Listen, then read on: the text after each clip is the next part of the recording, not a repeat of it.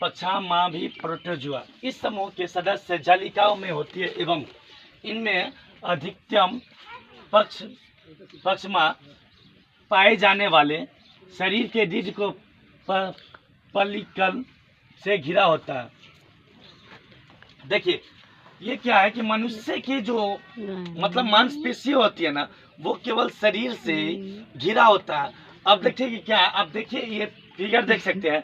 इस फिगर में क्या आपको ये नजर आएगा कि इसकी जो चारों साइड की जो हड्डियां हैं ये आपको केवल बाहर मतलब ऊपर से दिखाई देता होगा, लेकिन ये केवल है सो इसके शरीर के मांस जब उस पर जम जाता है तो ये दिखाई देता है, इसके अंदर का हड्डियां नहीं दिखाई देती है। वो क्या कि हमारे शरीर में जो हमारे शरीर के साथ जो चलती रहती है ना, वो क्या होता है कि उसको हम केवल देख नहीं पाते हैं, लेकिन हम जो फिगर बनाते हैं इस फिगर में देखिएगा ये हड्डियां जितनी है ना सब आपको दिखाई देगी। तो ये क्या डिंडी से घिरी रहती है।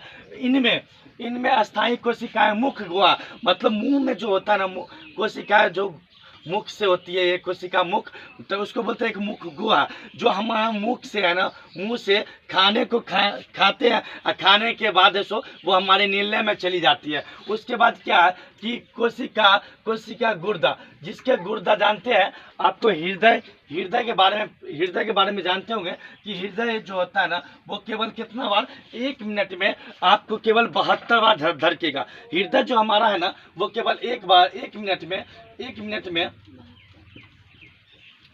में केवल 72 बार धड़केगा। ठीक है ना। सबसे पहले 72 बार ये जानिएगा। तो हमारे जो इसमें पाई जाती है जिसमें पक्षमाभो के लग युद्ध की गति के कारण भोजन की कोशिकाएं मुख गुहा पचता है।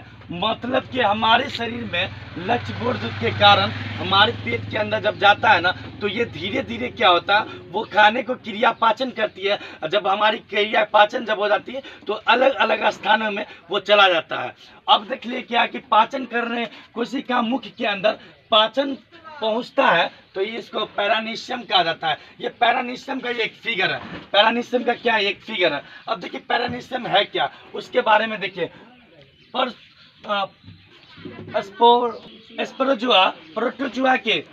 प्रोटोजुआ के ठीक बाईं वाली ये अंत परजीवी में होता है। इनका प्रचलन के अभाव में होता है। ये कोशिका के पेलियोलिक के आवरण में होता है। इनके जीवों में चक्र में संक्रमण करने वाली जीवाणुओं।